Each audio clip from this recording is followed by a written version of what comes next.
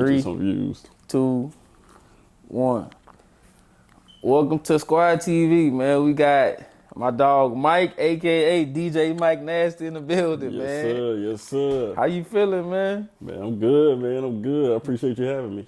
So, before we get into everything you've done, so who is DJ Mike Nasty, man? Where you get that? Where that come from, man? Man, that's DJ Mike Nasty, just DJ Mike Nasty, bro. I really don't know what to say on that. Like, a lot of people think it's tied to one thing, but it's really not. When you get nicknames, the streets give you your nickname, bro. So I didn't name myself that. Like, just somebody else gave me that name, bro. Okay. Yeah. So it just stuck with you. Yeah, so really and truly, that name came from your boy Earl.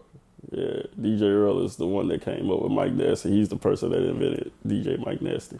Okay, shout out DJ Earl. Yes, sir. All right, so what part of Baton Rouge did you come up in? It's crazy, bro, because like a lot of people, they always ask me like where I'm from, and my response is always, man, I'm from Baton Rouge, and the reason I say that is because I'd have lived in just about every hood in Baton Rouge. Right. Growing up, like my family, we moved almost like every 6 months to a year.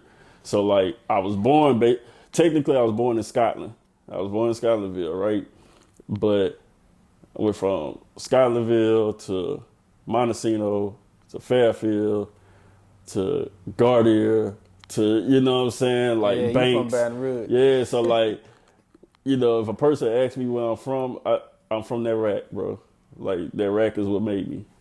You know what I'm saying? So let's take us back, man. So what got you into DJing? Once again, shout out to DJ Earl, bro. Earl was the one that really got me into DJing, bro. A lot of people don't know I was rapping at first when I met Earl. So I met Earl on some trying to like get my song played type deal. And when I met him, this was way back during the Metro Bowl times. He was doing stuff at Metro Bowl every Sunday. So I came out one Sunday, and I was just intrigued watching him set up and everything, and watching him DJ and stuff. And I asked him like, "Yo, man, how this work?" And he showed me, and then the rest was history. Right. So what was your rap name? Man, I don't even remember, bro. Honestly, that I know it was something stupid because I wasn't no good rapper. I was trash. It dog. couldn't Like, be worse than Mike Nasty, huh? Nah, it wasn't Mike Nasty, bro. It was something so stupid. But this was way back in high school, like, and I was not good at all. Right. So once your name started moving around Baton Rouge, what clubs and events became part of your regular rotation? Oh man, that's a good one.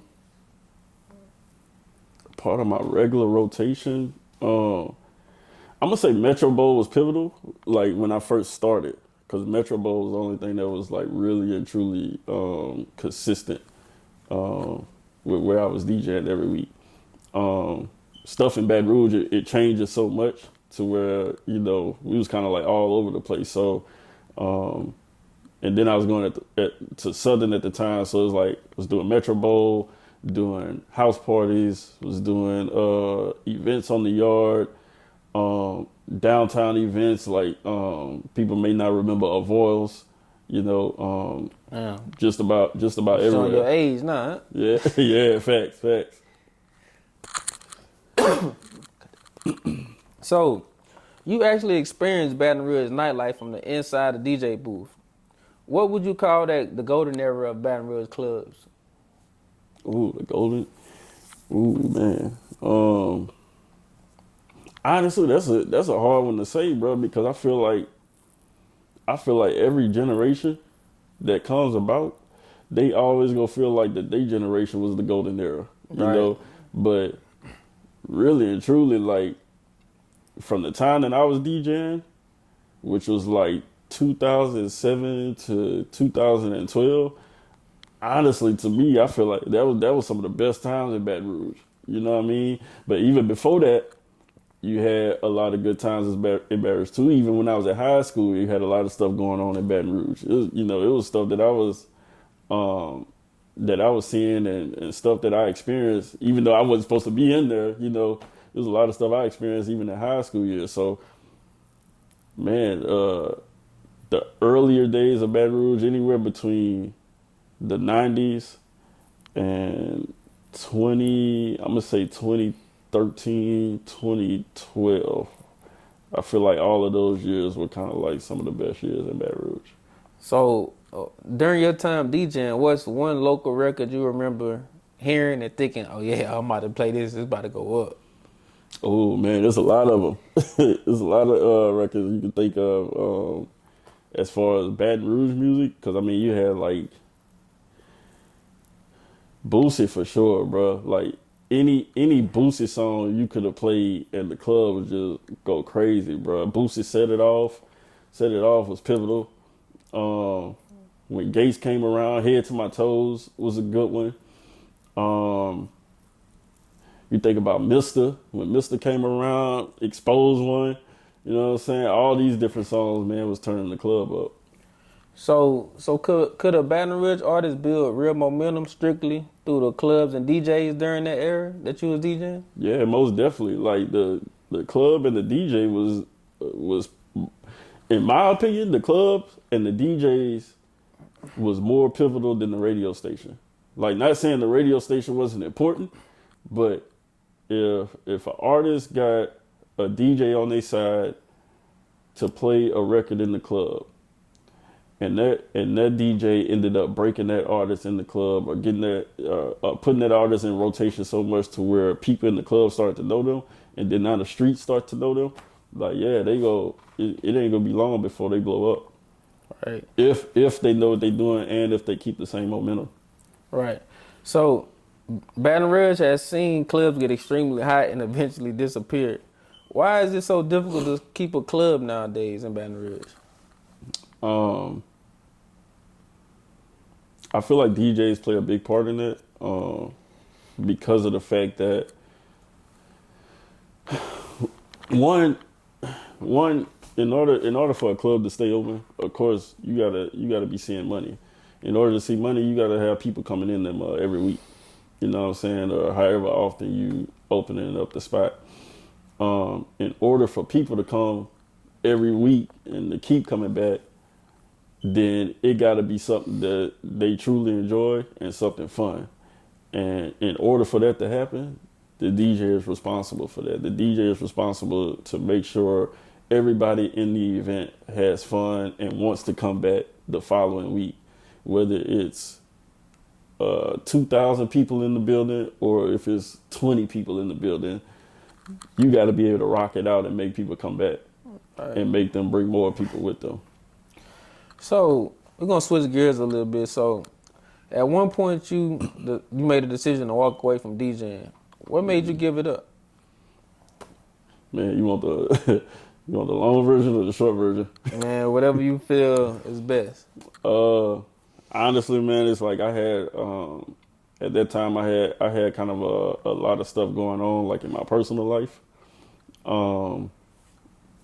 And because of those personal things, I was already kind of like contemplating stepping back for a little bit. And so it was a series of events that started happening or that happened during that time that finally led up to like that last day of me DJing. And then then that last day of me DJing was almost kind of like the last straw, if that makes sense. So can you communicate on what happened the last day of you DJing? So so my last day DJing was at Club Theory. This was in July of 2012 at Club Theory. Right. At this time, this is when Smurf, when they were promoting Theory was going up every Thursday, right? So like I said, I was already dealing with some things, some heavy situations that was on my mind, right? I had been arrested prior to that, and from that prior arrest, I was facing time like 5 to 7 years for the charge that I got. But because I was a first time offender, they said that they put me on probation instead. So I had like basically like pre-trial, and then I had to pay back restitution or whatever for the offense. But they also told me that if I got arrested again, that I would have to do the time for that charge plus whatever else I got arrested for, right? So with that last day, for some reason, when I woke up that morning, this was a Thursday. When I woke up that morning, I just had a bad feeling about the day. Like from the time I woke up all the way till I got to the club, for some reason I just had a bad feeling about the whole day. Like, man, something bad is gonna happen tonight. And that night in particular, we knew that the club was gonna be packed because I think it was like the 1 year anniversary or something like that. It was supposed to be a huge party at Theory that night, and we knew that it was gonna be packed. Everybody around the city was talking about being at Theory that night. So yeah, like I say, I had a bad feeling, and it lasted throughout the whole day. So by the time I pull up to the club that night, the bad feeling had went away for a moment, right? So I get inside, I start setting up and everything, and literally right after I finished setting up, that feeling came back again. I was like, man, what is this? Like, what is on my mind? Like, why I keep feeling like something bad about to happen tonight, right? So in my mind, I'm thinking, well, we in Baton Rouge. Anything can happen. Like maybe somebody gonna try to rob me after the club. Maybe somebody, I don't know what's gonna happen. And the only reason I was thinking that is because I had a prior experience with that, like maybe a couple weeks before that, right? So back then, I would never keep my gun on me whenever I would go inside a spot to DJ. I would always leave it in my car, right? But when that feeling came back, I was like, man, let me go to the car and grab my gun, right? So I went to the car, grabbed my gun, put it on me, come back into the club, right? Literally, like it wasn't even that long after I walked back in the club, maybe 5-10 minutes, whatever. 5-10 minutes after I walked back in, all of a sudden, the police raided the club. Feds raided the club. You see a whole line of just ATL, everybody just walking in, right? And at that moment, the moment I saw them, I was like, damn, that's what I was feeling. This is what, and the reason it hit me so heavy, was because, like I said, I was already dealing with a prior charge to where if I got arrested again, I was going to have to sit down for a little while, and no telling how long I was going to have to sit down for this time. Right. So when I see them coming in, I take my gun off my hip and I put it in my laptop bag. Put it in my laptop bag and I duck it off to the side somewhere, right? So one of the policemen, he come up there and he's like, he tells me shut the music down, need to turn the lights on and everything. He tells me to turn the music off, don't play nothing else. And he asked me, he said, is there anything up here that we need to know about? Anything illegal? Anything up there? Man, what I'm gonna say? Nah, bro. I don't know about nothing. Ain't nothing up here. He's like, all right, cool, right? He sees my bag and he grabs it and he's like, well, who's this for? Who's this bag for? And I was like, oh, that's mine. That's my laptop bag or whatever, right? So he's like, all right, cool. He puts the bag down, right? So I'm thinking, all right, cool. I'm in the clear. He about to let it go. We good, right? Not too long after that, maybe 5-10 minutes later, another officer comes up. Black cop this time. The first cop was a white cop. Black cop comes up and he's like, he asked me the same question that the first cop asked. Is there anything up here? No, ain't nothing up here, right? And so then he sees my bag and he's like, he asked one of the other officer that I talked to previously, he asked him, he's like, who's that bag for? And the officer tells him, he's like, oh, that's for the DJ. It's good, right? Man, when I say this cop, he gives me like the coldest stare that I don't know what he was thinking at the time, but he looked at me just like on some, yeah, all right. And so then he was like, man, hand me that bag, right? Grabs my laptop bag, goes in it, sees the gun, and he's like, I thought you told me there wasn't nothing up here. At that moment, I couldn't say nothing, right? So then that's when, they put me in cuffs. They put me in cuffs, walked me out the club, right? Out of all the people in the club, I'm one of the only ones that get walked out in handcuffs. It's crazy. The DJ get taken out, right? Before they took me out, they cuffed me. No, I take that back. They did take me outside right then and there. Then they come back later while I'm sitting outside on the ground. They come back later and it's like, man, we found three or four other handguns inside the club, right? So we just go assume all of these are yours. And I'm like, man, I don't know who that junk for, bro. You know what I'm saying? Like, hey, bro, look, I'm gonna take my lick. Like, I ain't, I'm from that rack, so I ain't never been no snitch or that like that. But at the same time, I don't know who that's for, bro. You know what I'm saying? Like, but I feel like they was just trying to, I don't know, Trying do to whatever. scare you. Yeah, you know what I'm saying?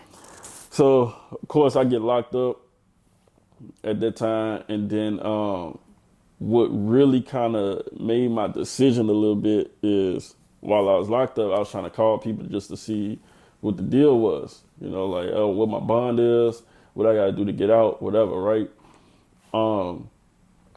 And I kind of felt a little way. This is no knock to nobody, whatever it is what it is in the past. But I did kind of feel a little way because, one person in particular that I called, they were more concerned about how much they were getting charged anytime I called their phone, from Parrish, right? What? They like, instead of being worried about like what I gotta do to get out, they're like, man, you can't find another phone to call me from. They charging me $10 every time you call me, right?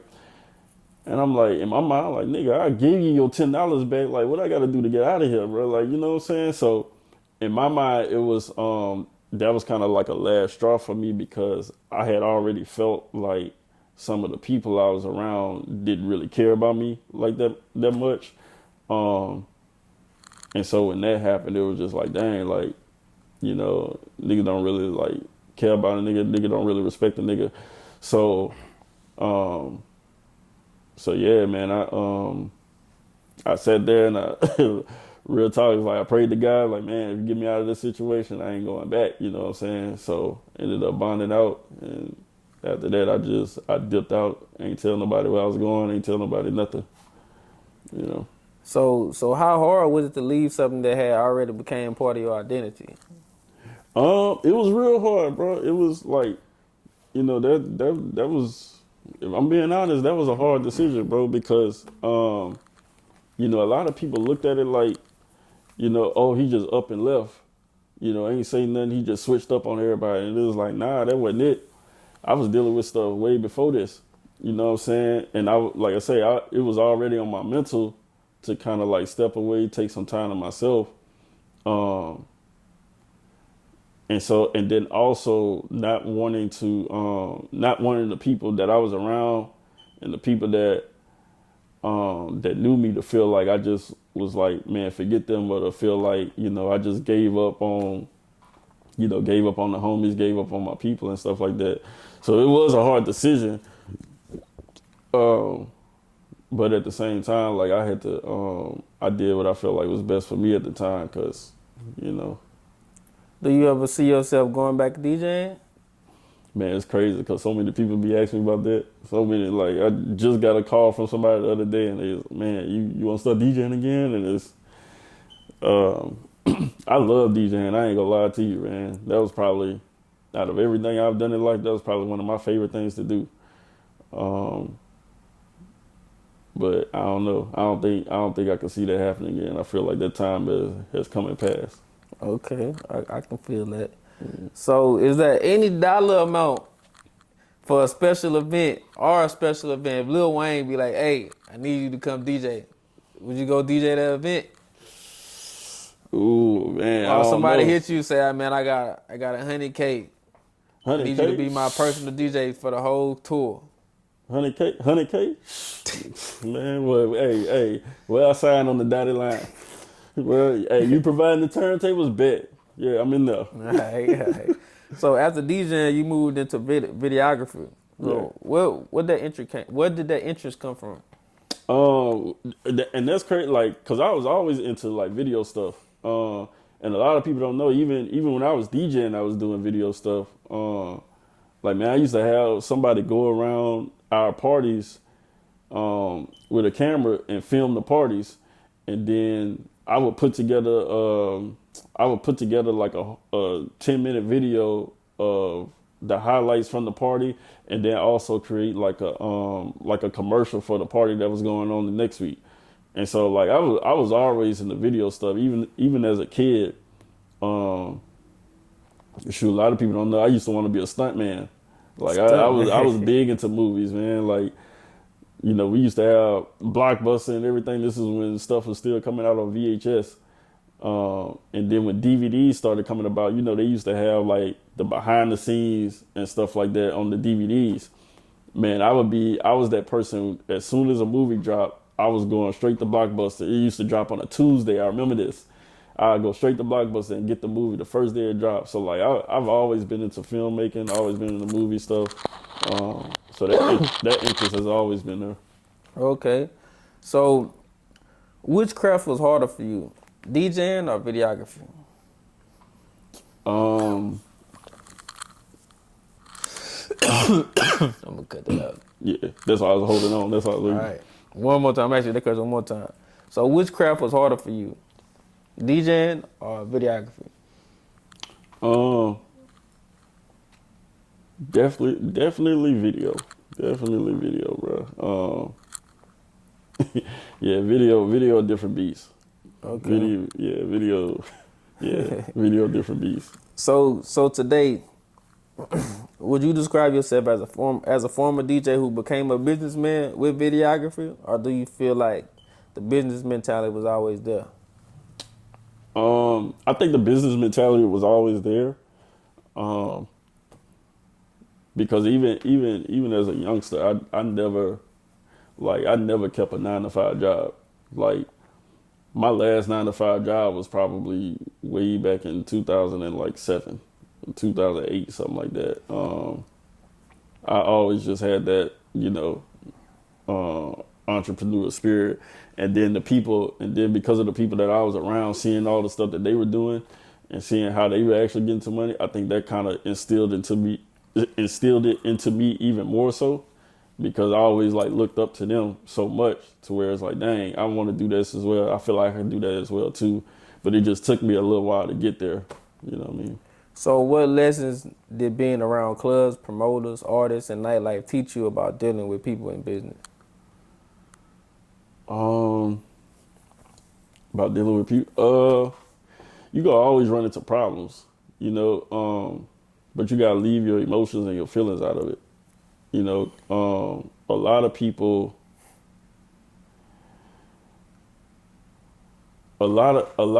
can't excel at business because of the fact that they way too emotional. You know what I'm saying? They let what a person said affect them, or you may have people that don't know how to communicate with other people. You know what I'm saying? So I think that's what kind of like being around the nightlife taught me. It's just like, man, it's so many different personalities in nightlife that if you're gonna want to be a business person, you got to learn how to be able to deal with all of those different personalities. You can't say just because like, oh, I don't rock with them, or I don't like how they do this. You can't just not deal with that person. No, like, you got to figure out how to meet somebody at their level, you know, in order to excel. Right. Have you ever had a venture that didn't work, but ultimately taught you more than something that you succeeded in? Yeah. I've done a lot of stuff. I've tried doing a lot of different things, and a couple things that didn't work. You know, I feel like that's how you find out what you actually want to do. Like, one of my first businesses was a lawn cutting business. This was back when I was in like middle school, you know, going around cutting grass, and that ain't work. That ain't for me. I used to do construction. I tried starting my own construction contractor business. That wasn't really for me.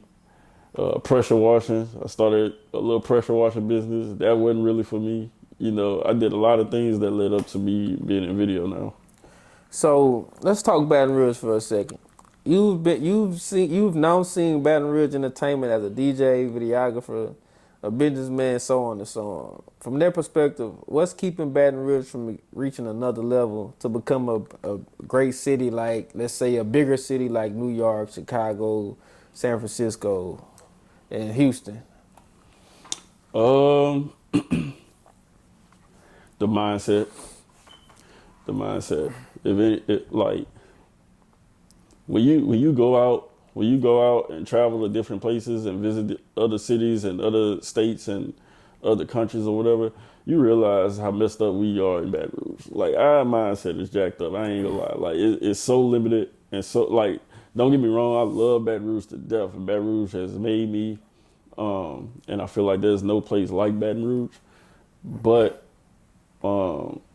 if I'm being real and being honest, we very small minded. Like, we are super small minded to the point where you can't even, like, discuss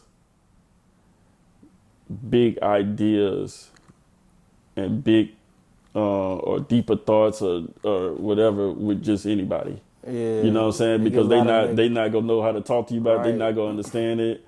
They not gonna know how to receive it.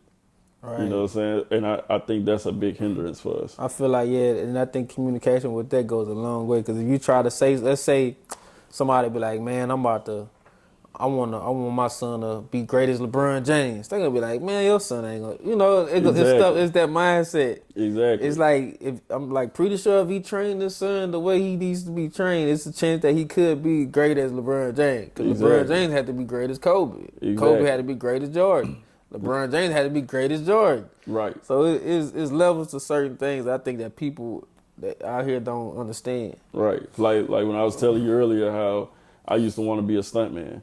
Yeah. Nobody around Baton Rouge ever told me that, like, oh, it's possible for you to be a stuntman. So I just always thought it was outside of my reach until I actually got into the film And industry then you was like, and talked to other easy. people. I It's can like, do that. yeah, man, I can easily do that. So I used to want to be in WWE. Yeah, I just couldn't get big. Yeah. Shoot, hang around Baton Rouge. You go get big at some point. Let me get two. As soon as I hit 230, it's up. It's up there. As soon as I hit, it's up. I'm telling you, they're gonna be calling me Kofi Kingston or somebody. Shit, so I'm about to put you on the spot, man. All right. Who's your top 5 favorite DJs? Ooh, that's you mean out of Baton Rouge? Yeah, out of Baton Rouge, without including yourself. Without including myself. DJ Bobby #1. Definitely DJ Bobby. DJ Bobby had rags on lock, bro. That, like, top DJ in Baton Rouge.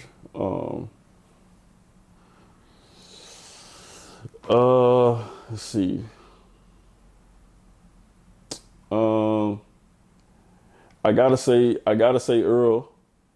I gotta say Earl just because of what he's done for Baton Rouge, man. Like, a lot of people hate on Earl, but Earl did a lot for Baton Rouge, bro. So I gotta say Earl for sure. Number 3. And forgive me if I forget y'all, bro. Like, I know people gonna have something to say. But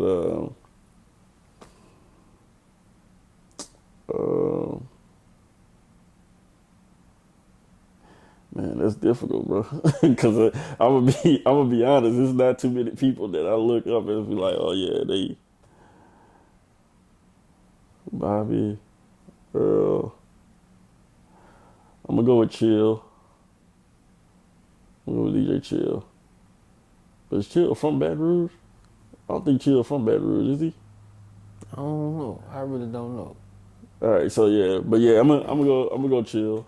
I like the way he mixes, so I gotta go DJ Chill. Tripping, Super Mike, DJ Super Mike for sure. Super Mike been around for a long time, so I'm gonna put Super Mike right there under Bobby. So we're gonna go Bobby, Super Mike, we go Earl, DJ Chill, and then DJ Mike Nasty. You can't put yourself. You can't put yourself. Hey man, I don't know who else to get that spot to. All right, all right, all right. So I'm still putting you on the spot. Yeah. It's something that you do. Top 5 videographers. Your favorite top 5 videographers outside of yourself. I ain't gonna lie, that one gonna be kind of hard because I don't know too many. I haven't really dealt with too many videographers in this area. Like when I started doing video work,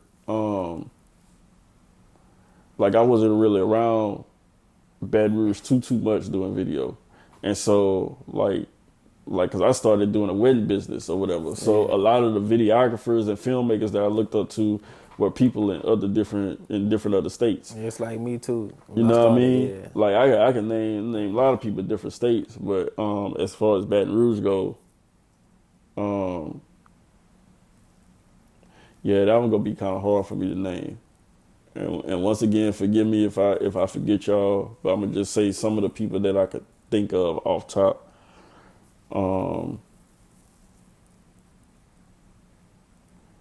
AE is one of them. Yeah, I like what she does. DC Visuals, I love his. I like his color grading, bro. His color grading is dope. Who else? Let's see. Definitely got to put Drawn in the mix, man. SquadTV over there. Definitely got to put them in there. You say 5, right? Yeah. All right. So we got AE, got Drawn, got DC, Rich Porter for sure. And then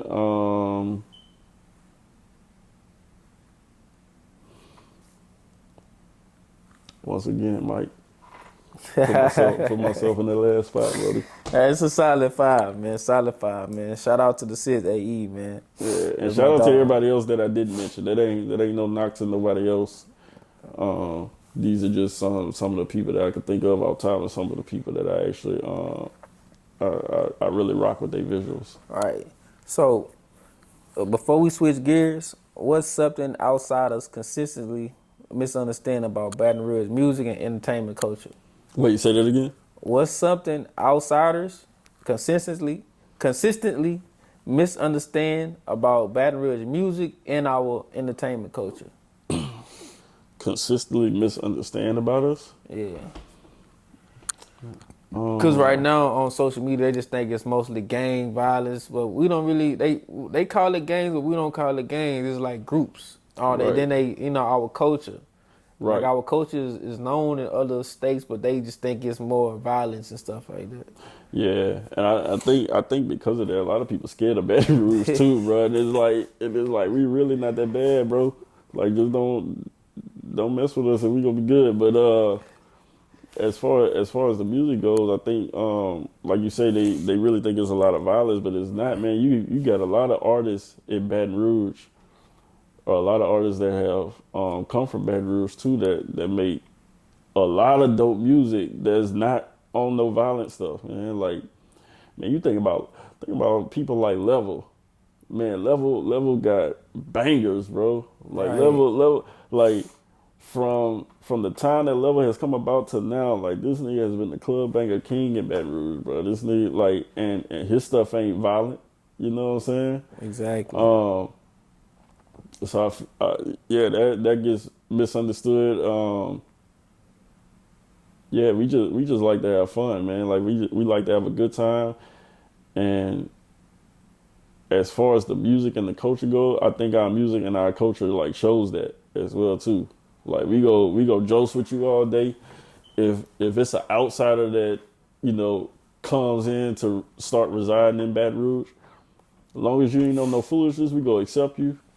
You know what I mean? Like, that's just us. We like to have a good time, bro. Right. So, I want to ask you a few questions, man. So, do you think social media killed the real club culture?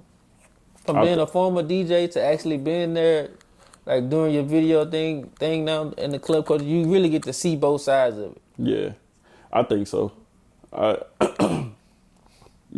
think social media has killed a lot of stuff. Around the time when I was DJing, that's when I remember when Instagram had first started. I told a friend of mine, I was like, man, I don't think Instagram gonna be around that long. Right. And my thinking on that was I can't see people wanting to just take pictures of themselves or videos of themselves all day, every day, and be posting that for them.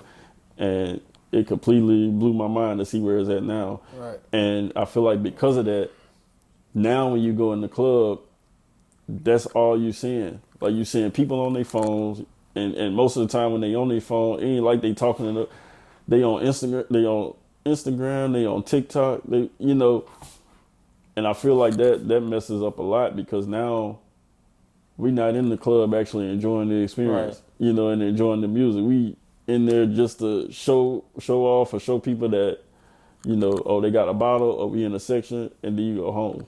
You know what I'm saying? So I feel like that definitely has messed it up. Like I don't enjoy being in the club now. So as a up and coming artist that's trying to get his music heard, what should he do to get the DJ's attention to play his music? Have good music. I mean, that's the man.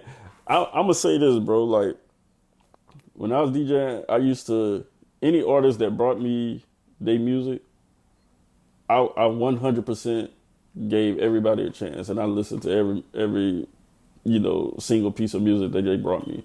Around this time, this is when they were still putting stuff on CDs. So if they brought me a CD, I'm taking that CD after I leave the club, I'm putting it in my car, and I'm listening to it from start to finish. The thing that I look for as a DJ, as to whether or not I could actually play it in the club and make it go up. First thing I'm seeing is your production, like what your beat sound like. If the beat get me moving before you say anything, that's a good start, right? The second thing I'm looking for is your hook. Like if the hook is catchy, something that could like everybody gonna be feeling it, cool. You could have a fire hook and a trash verse, and the song will still go up. As long as you got those two things, a dope hook and a dope beat. That's a really good start to getting your music played in the club. Right. So if you could look back at the old DJ Mike Nasty, what would you tell him today? It's okay to be yourself. A lot of my life and a lot of where I ended up in life was because of me lying to myself about who I really was and who I am. So sometimes when you do that, you'll end up in places that don't even really align with you. You know what I'm saying? Because of the fact that you can't say no, or you feel like you have to be this type of person to make it, or you feel like you have to, be cool with this person or be okay with, and it's nah, bro. Like if it's not you, don't do it, bro. Like just be yourself. You know what I'm saying? All right, man. We're gonna play a quick game of this or that. Okay. You either pick one or you pick both. But I call it plead the fifth on my platform. Yeah. So either pick one, pick one, either one to explain why you picked that, or plead the fifth and explain why you picked both. Yeah. Old Baton Rouge nightlife or today's nightlife? Old Baton Rouge all day. And that's just because that goes back to what I was saying about social media. I think social media has messed up a lot of things. Old Baton Rouge, man, you could go out and like we used to really have fun. Like Jigga City culture. Say it again. The Jigga City culture. Jigga City, like man, like I grew up on Jigga City culture, man. Like yeah, so females used to actually dance. Niggas wasn't too cool to dance. You know what I mean? Like yeah, Old Baton Rouge all day, every day. When you said that, it just brought me to the next question. So you was in the Baton Rouge club scene back then. Lil Feat or Double Trouble? I ain't gonna lie, Lil Fee had Baton Rouge on lock. Lil Fee had Baton Rouge on lock for a little minute. So I'm gonna have to go. I'm gonna have to go with Lil Fee. All right. Yeah. Boosie or Webby? Oh, you said pick one or plead the fifth. Yeah. Oh, that's tough. Cause for me, Either it's song, it's one. both of them. Either one you play in the club is gonna go up. Either one, and I was raised on both of them. You know what I mean? So like, yeah, Boosie is the person that got me listening to music. You know what I'm saying? So it's like, yeah, like you can't play one without the other, or you can't say one without the other. All right. Yeah. Kevin Gates or Fredo Bang?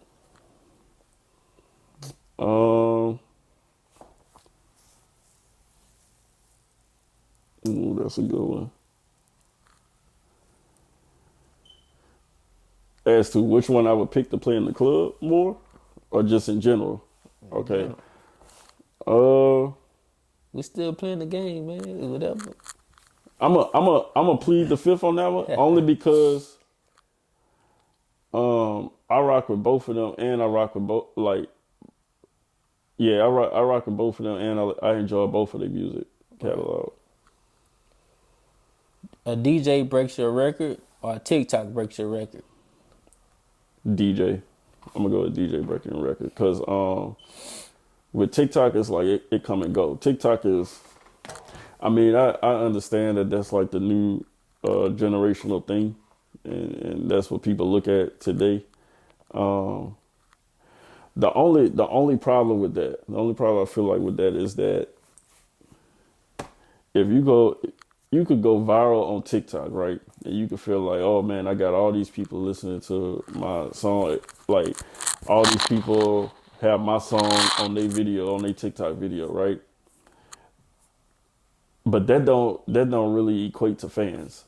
They don't really, like, yeah, you might have 100,000, 200, 500,000 people that got your song on their video, but 500,000 people ain't showing up to the arena to come listen. And I ain't saying that that's everybody, but for the most part, that's like, unless you just different and you've turned that into a fan base, they cool. But I'ma always go with the DJ breaking your record. All right, this is just a wild card. I don't know why this in here. Nicki Minaj or Cardi B?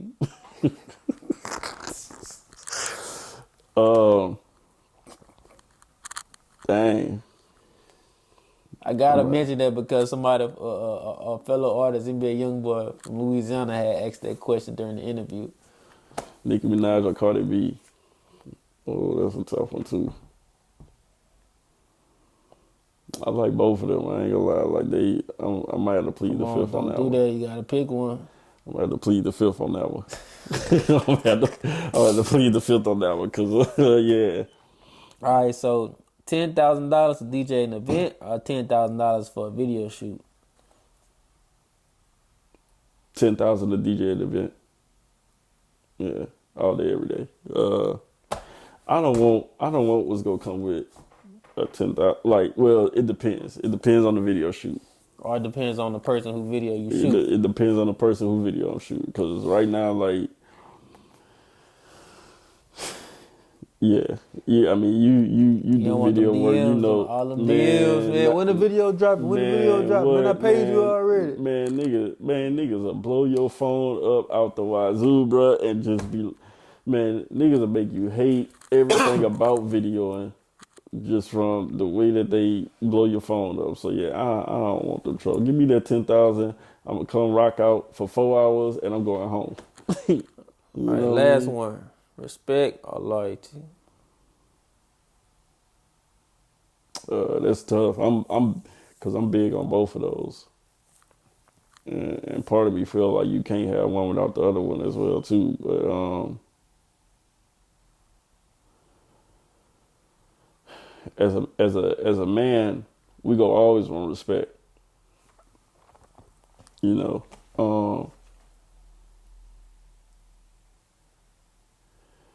But I'm big on loyalty too, because I'm gonna say loyalty. I'm gonna say loyalty because of No, I take that back. No, I'm gonna stick with that. I'm gonna say loyalty.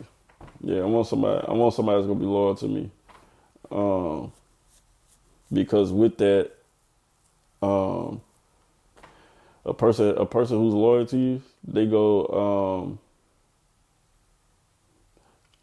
I feel like loyalty is it comes with being honest. It comes with being truthful in all things. And I rather that over anything. No matter how good, no matter what the situation is, no matter how bad it is, I need you to be honest with me with everything, and then give me the option of making the decision as to whether I'm still rocking with you after this or not. So yeah. All right, that's a good answer. So, if DJ Mike Nasty was a chapter, in closing, what is that chapter you're building right now called?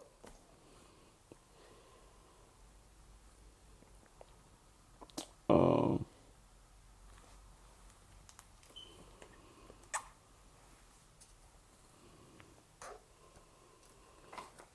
starting fresh. Starting fresh, bro.